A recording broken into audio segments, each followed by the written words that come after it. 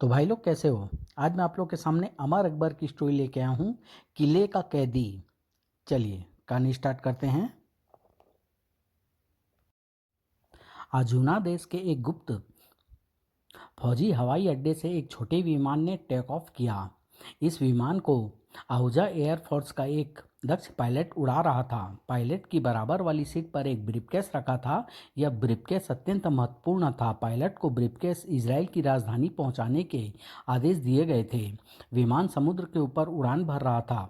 मैं इस समय पोर्ट पिकाओ के ऊपर उड़ रहा हूँ। पोर्ट निकाऊ वास्तव में एक स्वतंत्र द्वीप था।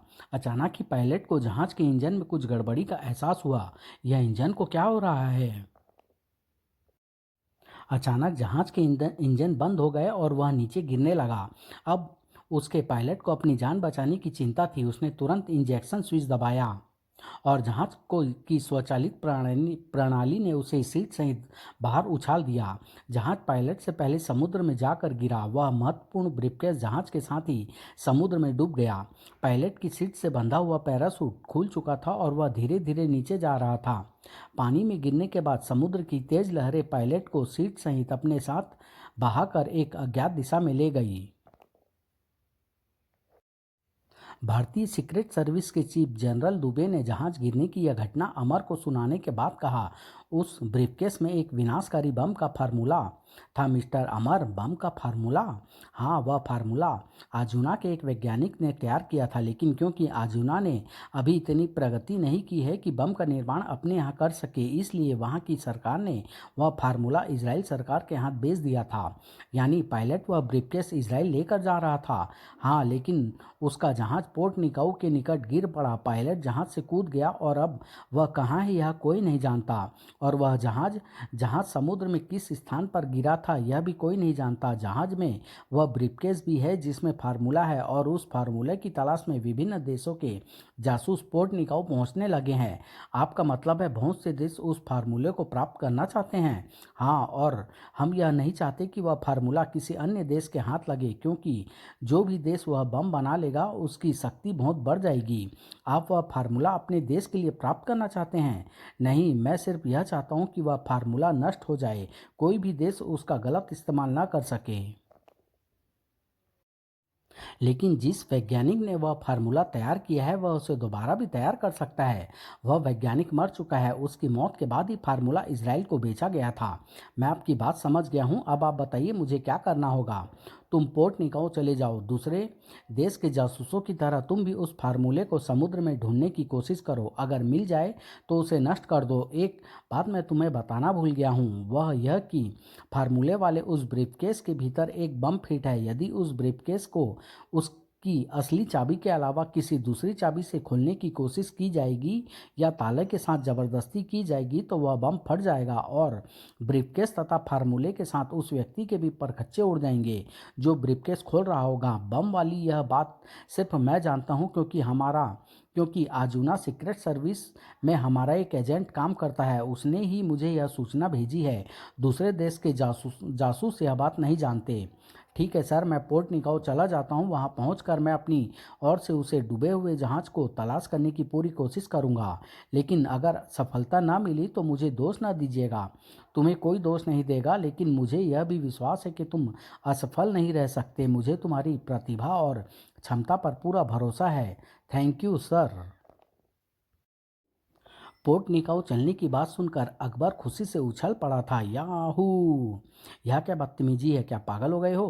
पागल नहीं हुआ, मैं अपनी खुशी प्रकट कर रहा हूँ। आज कितने दिनों बाद आपको मेरा ख्याल आया है। मैं भी बहुत दिनों से तफरीह करने की सोच रहा था।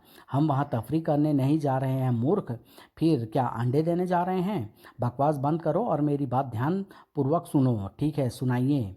पोर्ट निकाऊ हम दोनों एक साथ नहीं बल्कि अलग अलग जाएंगे। तुम वहाँ के होटल सिमर में ठहरोगे और मुझसे मिलने की बिल्कुल कोशिश नहीं करोगे। मुझे जब तुम्हारी ज़रूरत पड़ेगी खुद ही तुमसे संपर्क करूँगा। ठीक है जी, हम तो कोल्हू के बैल हैं। जब हमारी ज़रूरत पड़ती है तभी याद किया जाता है हमें, वरना कोई पूछता भी नहीं कि हम कहाँ घास चर रहे हैं। 2 दिन बाद अमर पोर्ट निकाऊ के एक बार में बैठा था। यह बार यहाँ तफरीह की सबसे बड़ी जगह है। मेरी तरह दूसरे देशों के जासूस भी यहाँ समय बिताने आते होंगे। पोर्ट निकाऊ में अगर निकाऊ में अमर ने स्वयं को एक गोताखोर के रूप में परिचय कराया था। बाद में वह अपनी मेज पर लोगों को बुलाकर शराब पिलाता और उन्हें झूठे किस्से सुनाता। समुद्र में डूबे हुए खजाने को तलाश करने में मेरा जवाब नहीं है। अच्छा, हाँ, मैं पानी में इतनी गहराई तक जा सकता हूँ जहाँ तक साधारण व्यक्ति नहीं पहुँच सकता। फिर तो तुम कमाल के आदमी हो। तभी निकट वाली टेबल पर बैठे हुए कुछ लोग आपस में लड़ पड़े। अरे, वह तीनों मिलकर अकेले को मार रहे हैं। मारने दो, वह चारों यहाँ के नामी बदमाश है, तुम उनके मामले में मत पड़ो। लेकिन मैं किसी को पीटते हुए नहीं देख सकता। ठहरो, शर्म नहीं आती? 3 आदमी मिलकर अकेले को पीट रहे हो? तू कौन है बे? तुम मुझे टार्जन कह सकते हो, और अगर तुमने इस बेचारे को पीटना बंद न किया तो मैं तुम तीनों को मार मार कर इंसान से दोबारा बंदर बना दूंगा। बंदर तो हम तुझे बनाते हैं बेटा, तो फिर आ जा। और वह उन तीनों से भिड़ गया। वह तीनों अमर को छू भी नहीं पा रहे थे, जबकि वह उछल उछल कर उन पर मुक्के बरसा रहा था। फिर उसने एक व्यक्ति को उठाकर मेज पर दे मारा। दूसरे के पेट में उसकी शक्तिशाली लात पड़ी और तीसरे के जबड़े पर एक धमाकेदार मुक्का।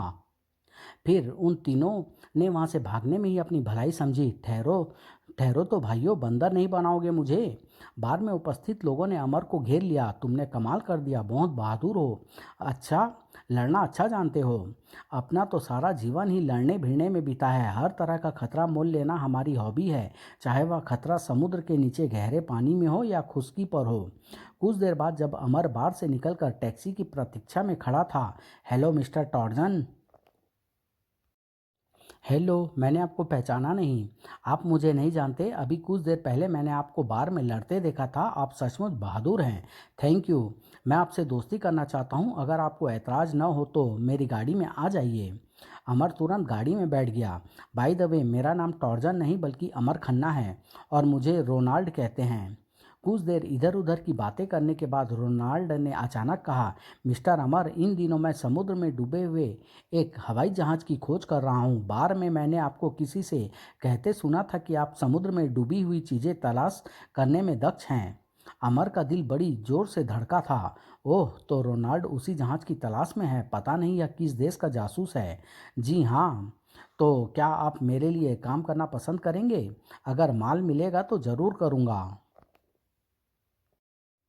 माल की आप चिंता न कीजिए, आपकी मेहनत का पूरा मेहनतनामा दिया जाएगा, लेकिन विस्तार से बात करने के लिए आपको कल सुबह मेरे स्टीमर पर आना होगा। स्टीमर पर? हाँ, मेरा स्टीमर तट पर खड़ा है, उसका नाम सी क्वीन है। कल सुबह 9 बजे आप स्टीमर पर आ जाइए। ओके, मैं पहुंच जाऊंगा। फिर रोनाल्ड अमर को उसके होटल के सामने उतार कर चला गया। अगली सुबह अमर स्टीमर सी क्वीन पर पहुंच गया। वेलकम मिस्टर अमर। थैंक्स। रोनाल्ड उसे भीतर एक सुसज्जित कैबिन पे लेकर आया। अब काम की बात हो जाए मिस्टर रोनाल्ड। जरूर। फिर रोनाल्ड ने अमर को एक कहानी सुनाई। मिस्टर अमर, बात यह है कि कुछ दिनों पहले आजूना देश का एक विमान समुद्र में गिर गया था। विमान में एक ब्रीफकेस है जिसमें करोड़ों डॉलर के हीरे बंद हैं। लेकिन मुश्किल यह है कि कोई भी यह नहीं जानता कि वह विमान समुद्र में किस स्थान पर गिरा था। मैं उसी जहाज की तलाश में हूँ ताकि वह ब्रीफकेस प्राप्त करके हीरो का मालिक बन सकूँ। कहानी अच्छे बनाई है बच्चे, लेकिन हम भी तुझे ऐसा चक्कर देंगे कि याद रखेगा। लेकिन जब विमान गिरने के सही स्थान का पता नहीं है तो उसे खोजा कैसे जाएगा? जहाज खोजने के लिए हमें उस पायलट तक पहुंचना होगा जो उस जहाज को उड़ा रहा था। केवल वही बता सकता है कि दुर्घटना के समय जहाज किस स्थान पर उड़ रहा था। लेकिन वह पायलट है कहाँ? यह भी एक दिलचस्प बात है। वह पायलट यहाँ से 20 मील दूर एक टापू पर कैद है। कैद है? किसकी कैद में है वह? आजूना के बागियों की कैद में। उस टापू पर एक किला है जो बागियों का अड्डा है। संयोगवश वह पायलट समुद्र में तैरता हुआ उस टापू पर पहुंच गया और बागियों ने उसे आजूना का जासूस समझकर बंदी बना लिया। और मिस्टर अमर, मैं उस पायलट को बागियों की कैद से छुड़ाना चाहता हूं ताकि उससे यह जाना जा सके कि उसका विमान कहाँ गिरा था। यह काम काफ़ी खतरनाक है। मुझे एक बहादुर साथी की ज़रूरत है। अगर तुम मेरा साथ दो तो हम इस कठिन काम को अंजाम दे सकते हैं। मुझे तो मुझे तो मज़ा ही कठिन काम करने में आता है, लेकिन पहले यह बताओ कि मुझे हिस्सा कितना मिलेगा। अगर हीरो का ब्रीफकेस मिल गया तो मैं आधे हीरे तुम्हें दे दूंगा। ओके, मैं तुम्हारा साथ देने के लिए तैयार हूँ। क्या उस पायलट को बागियों की कैद से छुड़ाने की तुमने कोई योजना बनाई है? अभी तक तो नहीं, लेकिन हम उस टापू पर पर्यटकों के रूप में जा सकते हैं। बागी अपने टापू पर पर्यटकों को आने देते हैं क्या? वह एक स्वतंत्र टापू है जहाँ का सारा प्रबंध वहाँ के स्थानीय लोगों के हाथों में है। बागी तो सिर्फ टापू पर बने किले में रहते हैं। किले के आसपास वह किसी को नहीं आने देते। फिर तो उस पायलट को कैद से छुड़ाने की योजना उसी टापू पर चलकर बनानी होगी। पहले यह देखना होगा कि किले तक कैसे पहुँचा जा सकता है। ठीक कहते हो, हम आज ही उस टापू पर चलेंगे। शाम से पहले ही उनका स्टीमर उस टापू के तट से जा लगा जिसे ओला द्वीप कहा जाता था। 2-3 घंटे तक वह टापू पर इधर उधर घूमते रहे, फिर झोपड़ी में बने एक शराब खाने में आ बैठे जहां बहुत से स्थानीय लोग बैठे शराब पी रहे थे। तुम कुछ पियोगे? नहीं, तुम अपने लिए मंगा लो। रोनाल्ड ने अपने लिए शराब मंगाई, मगर एक घूंट लेते ही आग थू। क्या हुआ? बहुत खराब है। मैंने तो सुना था यहाँ के लोग नारियल से बड़ी अच्छी शराब बनाते हैं। निकट ही बैठा हुआ एक व्यक्ति उनसे संबोधित हुआ। साहब, लोगों, नारियल की अच्छी शराब पीनी है तो टिंकू के अड्डे पर चले जाओ। टिंकू का अड्डा? हाँ, वह बहुत अच्छी शराब बनाता है। थोड़ी महंगी देता है, मगर माल बढ़िया होता है। किले वाले भी उसी से शराब खरीदते हैं। कहाँ है यह टिंकू का अड्डा? अमन ने जल्दी से पूछा। अड्डे का पता जानकर वह तुरंत ही बाहर निकल आए थे। अगर टिंकू के अड्डे पर किले के लोग आते हैं तो वहाँ से हम अच्छी खासी जानकारी मिल सकती है। हाँ, टिंकू का शराब खाना टापू के दूसरे छोर पर एक झोपड़ी में था। दोनों भीतर प्रविष्ट हुए। अरे, यहाँ तो कोई ग्राहक नहीं है। टिंकू के शराब खाने में आपका स्वागत है साहब लोगों। अगर तुम ही टिंकू हो तो हम तुम्हारी शराब की तारीफ सुनकर आए हैं। यहाँ सभी मेरी शराब की तारीफ सुनकर आते हैं, लेकिन जब मैं दाम मांगता हूँ तो भाग जाते हैं। हम नहीं भागेंगे। अगर शराब अच्छी हुई तो दाम भी बढ़िया देंगे। वह दोनों बैठ गए तो टिंकू ने शराब की बोतल और गिलास उनके सामने रख दिए। पीजिए साहब। तुम्हारे यहाँ ग्राहक नहीं आते क्या? महंगी शराब बेचता हूँ ना, इसलिए कोई नहीं आता। अपना धंधा या तो आप जैसे सैलानियों से चलता है या फिर किले वाले शराब खरीद कर ले जाते हैं। किले में कौन लोग रहते हैं? यह मत पूछिए साहब, आप लोग शराब पीजिए और जाइए। किले के लोग यह पसंद नहीं करते कि मेरे अड्डे पर सैलानी आए। तुम उनसे डरते हो? हाँ साहब, वह बड़े जालिम लोग हैं। अरे, यह आवाज़ कैसी है? ओह, यह तो ट्रक की आवाज़ है। शायद किले के सिपाही आ रहे हैं। अमर और रोनाल्ड संभल कर बैठ गए। बाहर ट्रक रुकने की आवाज़ सुनाई दी थी। फिर 3 व्यक्ति भीतर प्रविष्ट हुए। टिंकू अपने स्थान पर जाकर बैठ चुका था। ओए टिंकू, एक ड्रम शराब चाहिए। उन तीनों को देखकर अमर के मस्तिष्क में एक विचार आया। उसने दबे स्वर में रोनाल्ड से कहा, शायद हमारा भाग्य हमारा साथ दे रहा है रोनाल्ड। अगर हम इन तीनों पर काबू पा लें तो इनके लिबास पहनकर इनके ही वाहन में किले में प्रवेश कर सकते हैं। विचार तो अच्छा है। दोनों ने तुरंत ही अपने पिस्तौल निकाल लिए। तुम तीनों अपने हाथ ऊपर उठा लो। तुरंत ही उनमें से 2 ने अपनी स्टैन गनों की ओर हाथ बढ़ाए, लेकिन धाएं धाएं। तीसरे ने अपने साथियों का अंजाम देखकर तुरंत ही हाथ ऊपर उठा दिए। गोली न चलाना। टिंकू डर कर काउंटर के पीछे छुप गया था। ये कहानी मैं यहीं समाप्त कर रहा हूँ। इसका अगला भाग बहुत जल्द आप लोग के सामने लेके आऊँगा।